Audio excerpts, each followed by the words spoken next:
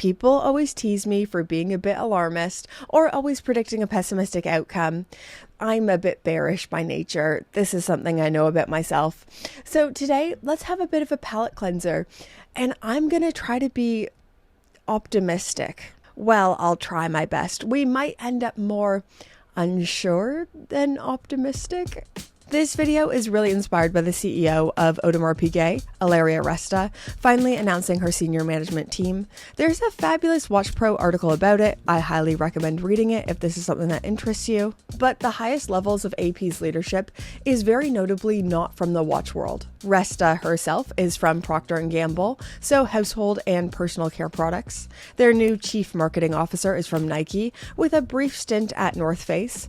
Their chief financial officer, still not watches. He offered financial expertise in airlines, elevators, and electrics. Human resources officer is from Nestle. Chief commercial officer was at Ferrari, and prior to that, perfume at Bulgari. But some pretty key roles, and I'd say the most important ones for the DNA of the brand, are held by people who have been with AP for a long time. So, Chief Strategic Officer has been with AP for 22 years. Chief Industrial Officer joined in 2011 to work on advanced movements for AP. I am fascinated by this gambit and what they're doing, and I'm going to end this video with how I think this will actually play out. But this is far from just an AP thing.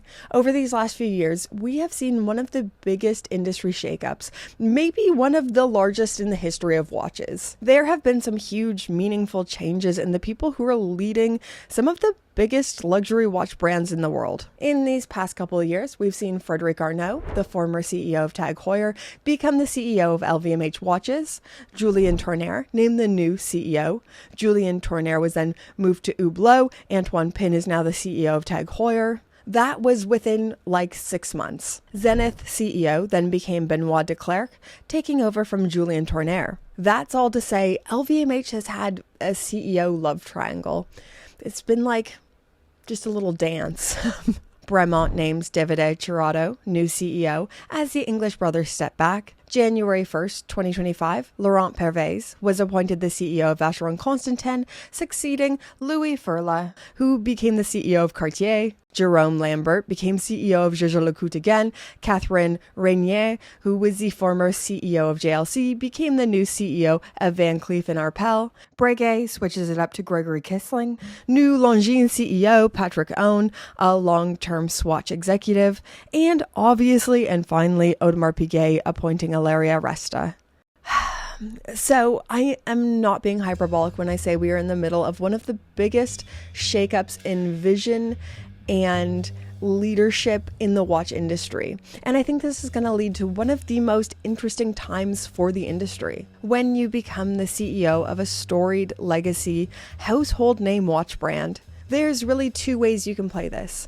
One, lean into legacy, heritage, what used to be and how to interpret that now. Or two, reinvention and creating something entirely new. Also, really quickly before we go any further, we will come back to this, but if you do want to see something very new, very exciting, you should look at this. So this is the newest IFL limited edition Venezianico Arsenal, inspired by Venice Carnival, and they're also today's fabulous video sponsor. This is something else. This is beautiful. It brings the spirit of Venice, especially at this time of the year, on your wrist.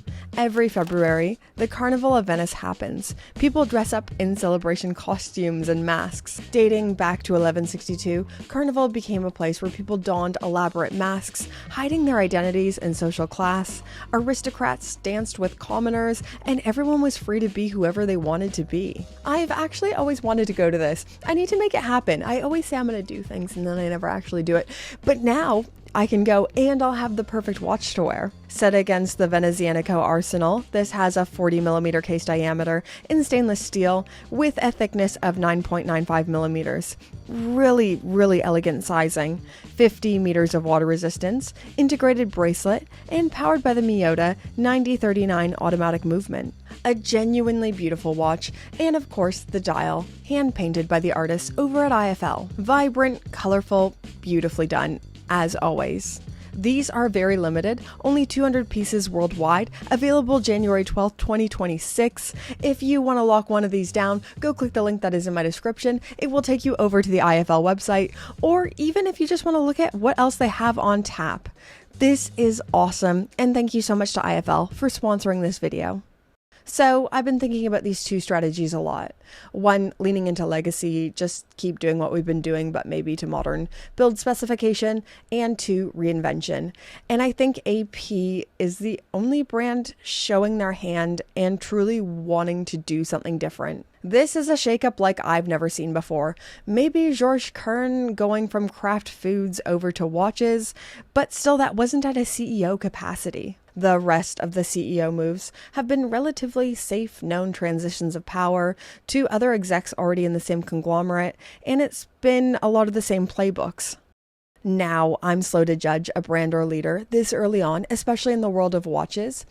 There is a perception that the watches that we see right now have been years in the making, years in research and development, and slowly make it to us. It's been 4 years of R&D, and then finally they unveil this watch. And there are times where this is true, but there are also times where this is not true. According to watchmakers.ch, watch delivery is usually 6 to 11 months for an already established brand, and if there's no new movement development.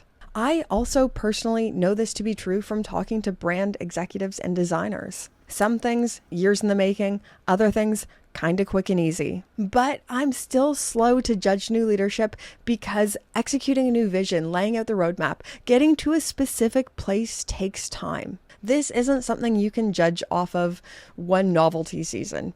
You have to give them time and space to cook. I think whenever humans in general see something new, it's our instinct to dislike it and distrust it. Sometimes it is warranted, like the Jaguar rebrand. Horrible. We all saw what they were doing, agreed that we hated it, and the brand is tanking. Jaguar sales plummeted over 97% in Europe as of mid-2025. But then you have a more traditional manufacturer like Porsche. Their CEO, Oliver Blume, recently stepped down end of 2025, with Volkswagen shares falling almost 30%, and Porsche stock has halved since 2022. There will be the obvious things to point at. Weak sales in China, electric vehicle push failing, and a lot of their core audience favor combustion vehicles. But the larger issue the luxury car industry is facing is the same one that the luxury watch industry is facing, is that they decided, hey, let's move more up market and sell to only rich people. And the buyers aren't there. Sometimes disliking new things is completely warranted, but most of the time it's not. I actually think it's a weird evolutionary fight or flight thing. We get scared of something that's new or different. But when we give things a little bit of room and time to breathe, we often find ourselves liking it. I mean, this happens to everyone every year at Watches and Wonders when brands unveil something new. I know I find myself disliking the new things at first.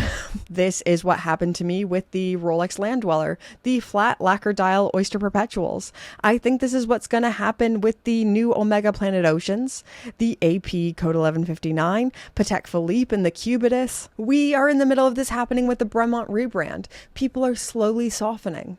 I think watch people in general are a particularly difficult crowd, and I'm including myself in this. I'm going to say this in the kindest way that I can. For one, we are passionate, obsessively passionate, but it's an endearing thing. And two, we are generally middle-aged. Don't take this offensively. I'm also in this crowd. I had to delay filming this video a day because I had to dye my gray roots. I had to get a hair appointment. So I'm talking about me here. I am noticing the older I get, the more I believe stuff that happened in the past is better than the stuff that is happening now. The music was better. The clothes were better. Oh, the watches of the 80s, 90s, 2000s. Now that's when people were doing things right. Humans are just wired this way. In the 1990s, they were saying, oh, weren't the 1970s great? What a time of amazing tastes. And in the 1970s, they were saying, oh, wasn't the post-war boom of the 50s and 60s? That was a time to be alive. But now we have this big industry shakeup, and I think this needs to be happening for some of these brands to stay alive. Over the past decade, we've seen a widening gulf of premiumization and market share being swallowed up by the same industry names we see over and over again. Rolex now commands 33% of the estimated market share. Their closest competitor is the entirety of Swatch Group at 18%. If trends continue, in the 2025 Morgan Stanley Swiss watch report, Audemars Piguet will overtake Omega as the third highest selling Swiss watch brand. Things are changing. This also reminds me, I said we'd revisit my thoughts on AP and their vision going forward.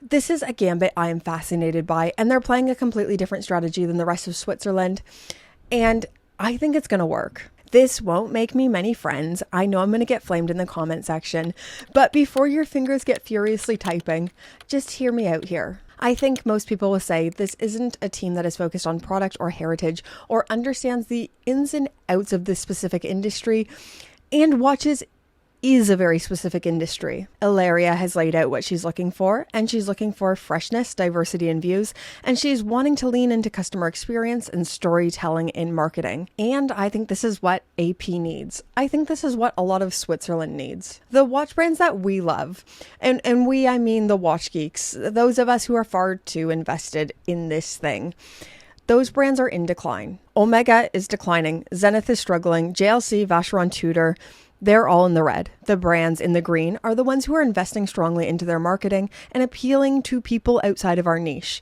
Rolex, Cartier, Patek, Richard Mille, Tag Heuer, Bulgari. And it's not that they aren't investing in their product, because they are. I just think that they're investing in their marketing and their storytelling just as much, just as heavily. I know what I could say to make a lot of friends here, to gather a lot of agreement and appeal to your confirmation bias. But I think if I said those things, I would be saying something I believe to be untrue. And I think if Switzerland keeps doing what they're doing, there are going to be brands that disappear. Times are changing. We need to change with them. People don't like change. But what you will hate even more than change is irrelevancy. Maybe the watch industry doesn't need the same executives. Maybe we need different thinkers.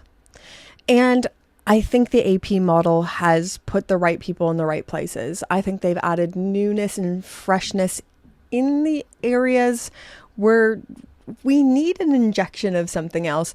But in important key areas, they've kept people who understand this industry and understand Audemars Piguet. The chief strategic officer has spent over 22 years with AP, and the chief industrial officer has spent 14 years in their R&D department, and he is genuinely brilliant. Maybe I'm wrong. Maybe this is the dumbest thing AP ever does and they go off a cliff edge. Who knows? I don't. Time will tell, and maybe I'll be making a video about how stupid I am.